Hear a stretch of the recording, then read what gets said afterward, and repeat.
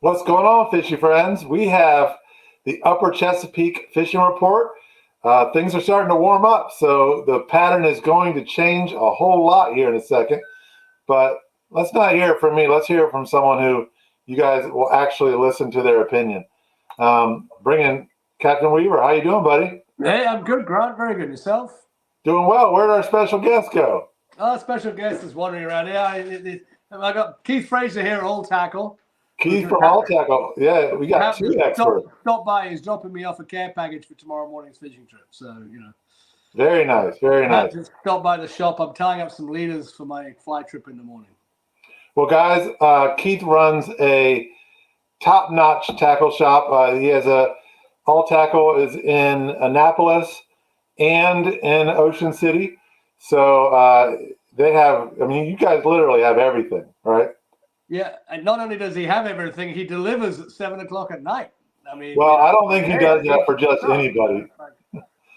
Tom, I don't think he would do that for me, for example. Oh, sure I would.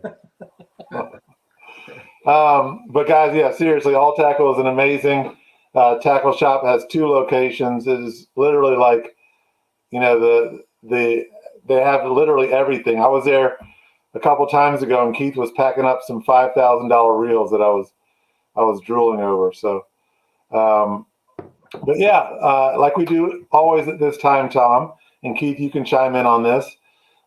We do the 2-minute bite. So it's for those people that have ADD and don't have a attention span to watch a 30-minute episode. We give them, you know, what's biting best, what are you using, and what's the technique in 2 minutes.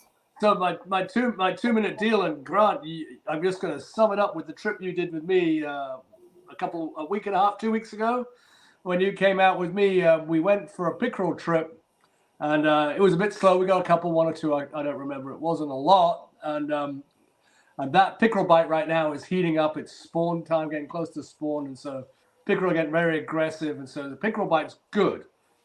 Also, we have a wide open, I say wide open for you know, but really amazing open water rockfish bite, big fish right in the bay. And so that particular day, we got some pickerel. It slowed down, and it was just too nice to not stick our nose out into the bay. And we ran out into the bay and got ourselves like 1 or 2 pretty nice rockfish right close to home. And then so now everything is rockfish, pickerel. That depends on the weather. It's weather. And I'll do either because I've got the options. And that open water bite, is that still kind of, you know, swinging for the fences? Either you're going to get them or you're not, or is it becoming a little bit more regular? Monday was epic. We haven't been able to fish since Monday, and I went out this evening. I got a trip tomorrow morning, scheduled trip, and the weather was not supposed to be good today. I ran out there. I found some fish this afternoon. Nice. So we don't talk about spots, but just generally, you're, you know, up north, I'm guessing. No, I went south. I went a little bit south, and not where we went the other day, but I just ran. I've got a fly trip tomorrow, and I'm trying to set up for that. So I'm trying to catch those big fish on fly, and that's always my mission in March. And so I have a lot of trips booked for fly guys. Sometimes it's just a no. We'll go pickerel fishing, you know. But right now we got a really, really good opportunity to put ourselves onto a 40+ inch fish on the fly. Awesome, thanks for that. And Keith, have you been fishing recently? I've only gotten out once this year so far with Tom, and it was a tough day. Nobody could find them. That was a couple of weeks ago. Yeah. Same sort of deal. Beautiful day, and didn't happen. You know what I mean?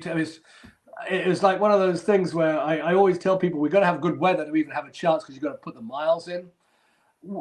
Keith and I it was more of that day particularly was let's go try find him. So we did. Scout. we scouted some. We went areas that we looked, so we didn't sort of stick around in a more opportunity to really get them. We're going to show the prize for question of the night, but we have a couple of questions already coming in. And Tyler, you might need to provide a little bit more context to this.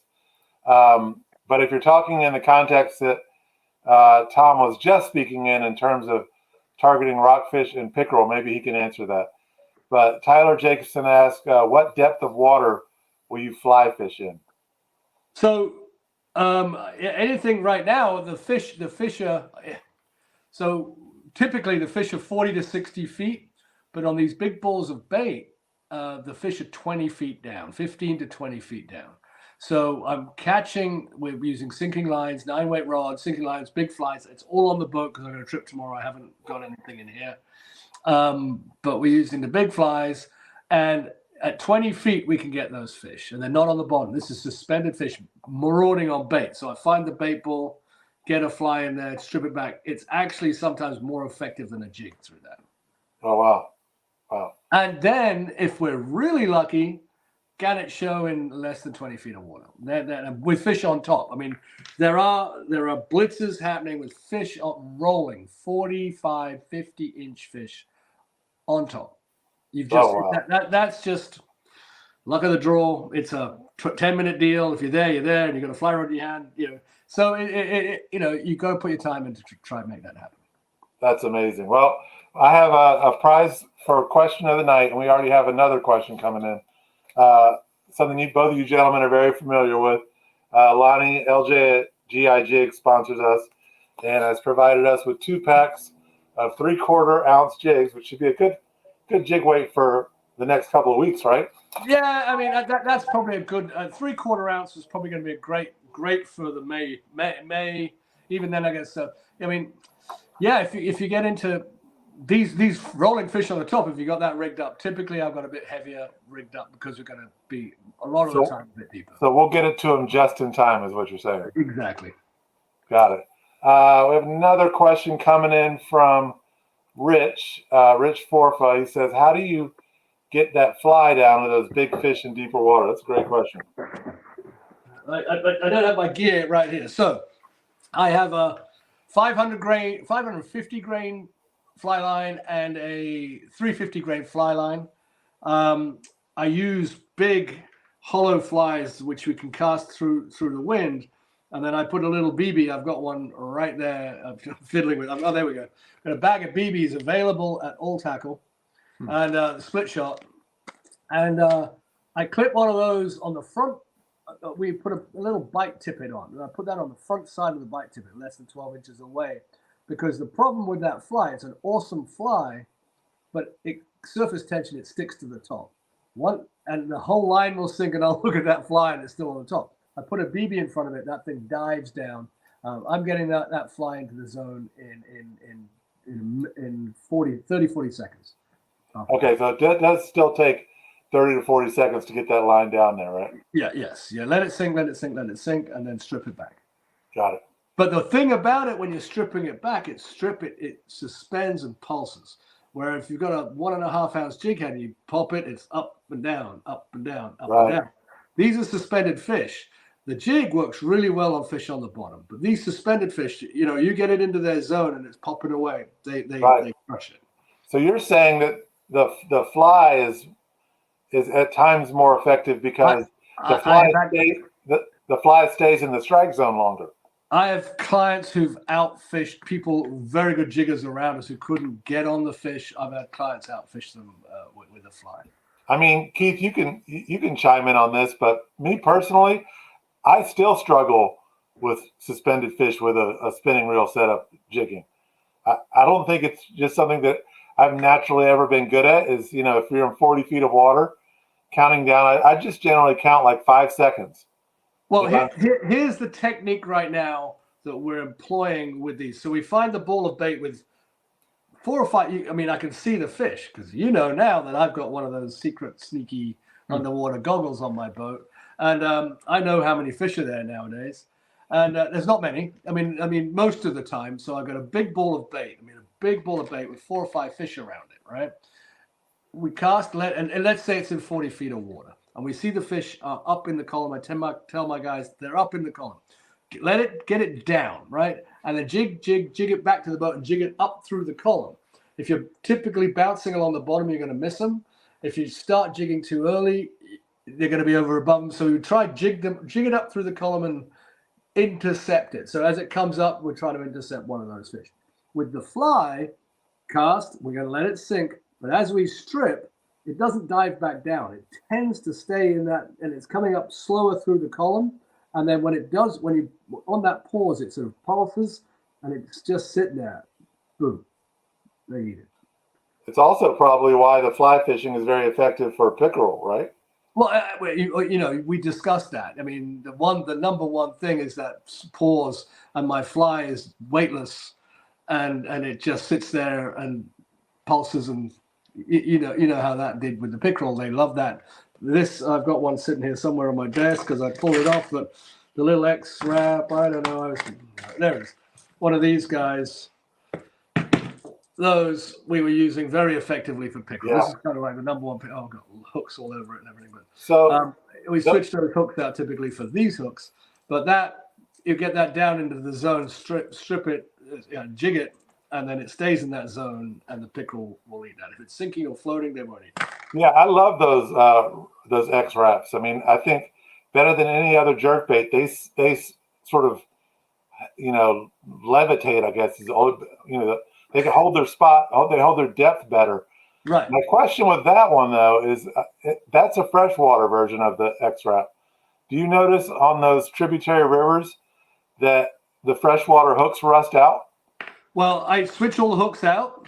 Now you got to be very careful with your hooks, and these hooks available at alltackle.com, right? And all tackle. I forgot to mention, guys. Yeah, Keith does a huge business online. You probably do more shipping online than you do in terms of sales in the shop, right? Yes, we do. Our online part of my business is about double the stores combined. So the trick when I've learned this. The trick when you're swapping at these baits are extremely balanced from the factory. So when you're taking these hooks off, you have to get the right size, whether you get the 2, 3, or the 1. And sometimes I put a 1 on the front and a 2 on the back to make it nose down a little bit. But I experiment out the front, outside my shop here. I'll put the hooks on, jerk it, and see if it sinks or floats, salinity, etc. So when I switch the hooks out, it's actually important to get the hook size right. What else is happening? Do you ever do any get involved in this yellow perch, white perch migration thing going on? So typically with the yellow perch, it's really interesting what's happening now. The rockfish, we haven't had a bite like this for 4 or 5 years. 4 years ago, I got it in March big time, and I kind of, whenever I get the weather days, I go for the rockfish. So, and then the downside recently, it's been really good and good for rockfish, or 30 mile an hour and not even good for anything. So I've got people yelling at me, calling me, there's birds, there's perch, there's all sorts going on. But I actually haven't had a shot at it. I love to go catch yellow perch. It's quick, boom, boom, probably 5 days, 6 days. And my guess is I'm fishing rockfish on the fly tomorrow. They'll be gone by the time I even try. Yeah, I've noticed. So I think you know where I live. I live right down in the Deal area. Yes. And if you go down 4 over Wason's Corner, right? If you see cars parked there, you're already too late. Yes, the fish are coming off. I think they're gone. I mean, I know they were up there 3 days ago, and it is, you've got to be in the spot and trying hard. And right now, the weather's been, fundamentally kind of bad. I mean, amazing weather when it's good, but the wind has been incessant. And, we're fishing in 70 degree days for sure. But with the wind, we got blown out. I canceled Tuesday. Wednesday and Thursday, I didn't have a trip because I didn't think it was going to work, and I snuck out this afternoon. And I'm fishing tomorrow morning, and we're going to sneak out early and try to get back before the snow comes. Snow? Wait, what? Did I miss something? What? Snow? no. Well, we're at the farm there's snow, but it's going to rain by lunchtime. So Oh, got it. it's going to be cold tomorrow. Put it that way. Got a question from our good friend Rodney. He says, what is your favorite color of trailer to use on a jig? Well, Keith can answer that for me because he Let's knows let him answer. So he's just dug into my tackle box, and there it is. You know, the 4-inch chartreuse paddle tail. You know, I don't think we've ever made it through a fishing report without you referring to that 4-inch paddle tail. Don't tell anyone. It's a top secret tip to only people who watch fishing TV, the fishing channel. Top secret. Top secret. Top secret. Anything else going on? We covered pickerel, we covered yellow perch, we covered rockfish. White perch is probably going to become a thing here pretty soon. I know you're not going to probably target them, but if you were, what would you do? So, I mean, basically, I go to the bridge and at the holes at the bridge and go to All Tackle and buy some bloodworms and some those little salt baits or whatever they call the fake bloodworm thing. Top bottom rig available at All Tackle and drop them in a deep hole at the bridge, Bay Bridge. Would be the perch tech, and then very soon I'm in April. I'm going to be speckled trout fishing, so you'll be able to talk to me about that next. Well, we'll all be speckled trout fishing with small baits. Yeah. Search. The stripers will just be a bycatch. I mean, you can't help it if they bite. Speckled trout bait. Look at it. There it is. The right. number one speckled trout bait on the planet. Absolutely.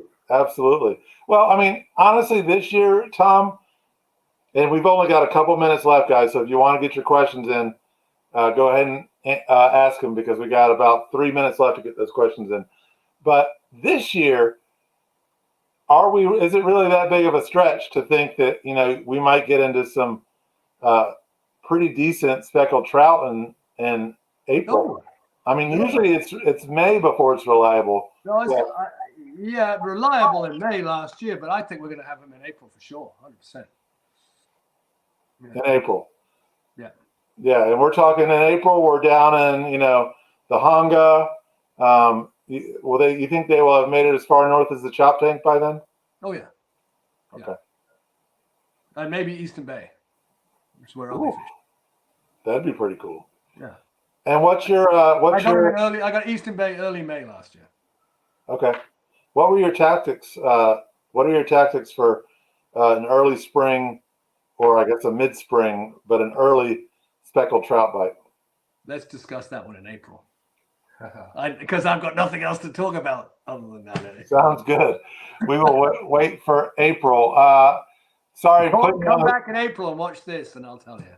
Putting you on the spot, Keith. I hope I'm not putting you on the spot too much. But you guys got anything new happening at All Tackle that you want to share? Yeah, we got a whole bunch of new stuff that's come in recently, and some new jigs from Coach Jigs. Mm-hmm. And we're going a little heavier on top water baits this year. So there'll be some new brands in there that you haven't seen before.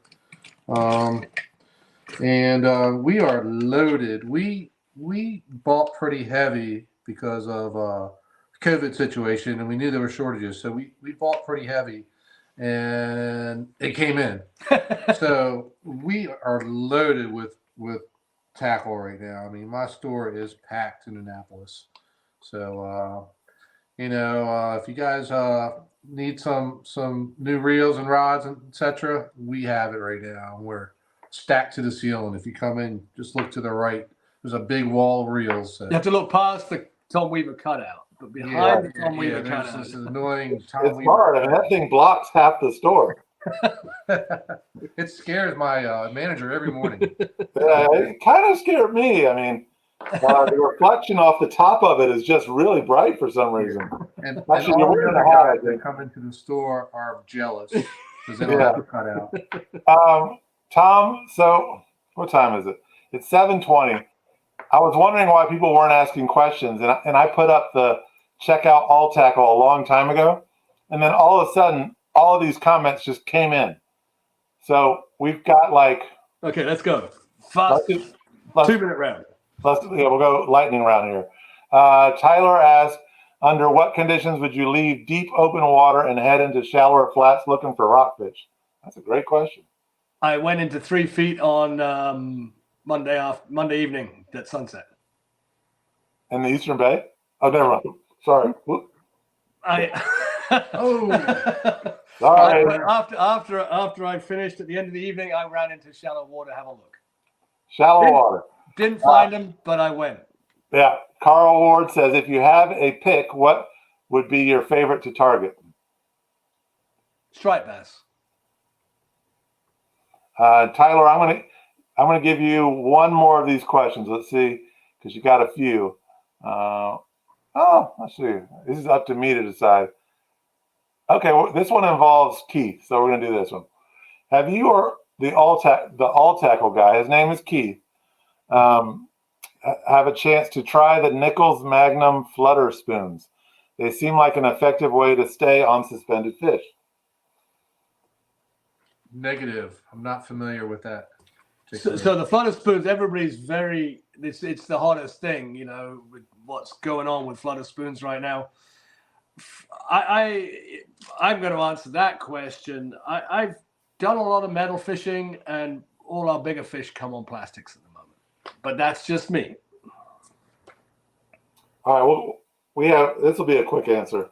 What water temp would be the sweet spot for early spring speckled trout? 52 degrees. So kind of the same as the rockfish. Right. Yeah. Yeah, we're at 48 right now. That's crazy. Normally this time of year, it's probably what, 41, 42? Right. It's nuts. 48 in the main stem. That's in the main stem. So when I'm going speckled trout, I'm going in shallow in the creeks and up in the corners, and it's going to warm up through the day. It could happen really early this year. If we get towards the end of March, it's not unlikely for us to have a couple of days in the mid 70s. That could make it happen there. Totally. All right, let's do a little drum roll. And do you have a question of the night that you have in mind for the winner that gets 2 packs of GI jigs? I know he's a fly fisherman, but I'm going to go with number 1. I can't remember his name, but what depth? How do I get to the depth with the fly? Or what depth was the fly? I think it was. How do you get the fly down to those big fish in deeper water? And what depth was it? Yeah. So I explained that question. So I like that question. All right, Rich, you are the winner. We will get these mailed out to you in the next couple of days. Rich, I think you've won, but just in case, send us your contact information at admin@thefishingchannel.net. If you haven't won before, just send it to us anyways. That's the best way to do it. Send us your contact information at admin@thefishingchannel.net, and we will get those mailed out to you soon. Tom, any final words? Keith, any final words? I would say when you're jigging, just be patient and double your count. You said you're counting to 5 to get down to the suspended fish. I would say double that. Count to 10. Just be patient. Get that jig down there. And that's like a 1 ounce jig, would you say, is to double it with? Because obviously it varies with the weight of your jig. I had a classic situation this evening. 1.5 ounce jig heads in 60 feet of water, 55, 60 feet of water. The fish were there. And the problem was we had wind blowing me out with the tide coming in. Mm-hmm. And so I could not get a 1.5. I went to 2 ounce jig head. I couldn't get that down there. It was bounced on the bottom twice, and I couldn't hold bottom with a 2 ounce jig head. It was one of those situations where the current was ripping in, but I was blowing, even though the boat speed across the bottom said 0.3, 0.4 knots, it didn't look very fast. But the current was coming in so fast, and the wind was kind of holding the boat in place, so moving very slowly. And once I realized that I couldn't get to the bottom, I put metal on, and I couldn't get 2.5 ounce metals. And I don't fish with more than 2. I was going to ask, do you even have anything on the boat heavier than that? No. And why would I want to do 5 ounce metals? It just doesn't make sense. The power sense. plant, usually even at the heaviest current, you need 2 ounces. That's it. Yes, but the boat's moving. At the power plant, the boat's moving also. And you're swinging it through, and you can get it. Right. Today, the current was just pushing it. You just couldn't get your jig to the bottom. Wow. Well, thank you so much, Tom. It was a pleasant surprise having Keith drop in again, guys. Go give him a visit. He's And, not. I'll He's not as tackle- good if he looking as can't help you, he's got amazing staff there that will take care of you real quick. Well, he's not as good looking and entertaining as my daughter, but he's got some Well, practical Oh, skills. hi, Imogen. Yeah, she's probably watching. well, isn't it past your bedtime? Well, she'll probably stay up to watch Daddy's thing. Let's go up and watch Daddy. Right. Well, thanks everybody. Thanks for watching. Thanks for the questions. Check us out in 4 minutes. We're headed down to South Carolina, and then at 8 o'clock we've got the Central Florida East Coast fishing report. So thanks so much. Take care, Keith. Thanks, Tom, and see you next time. All right.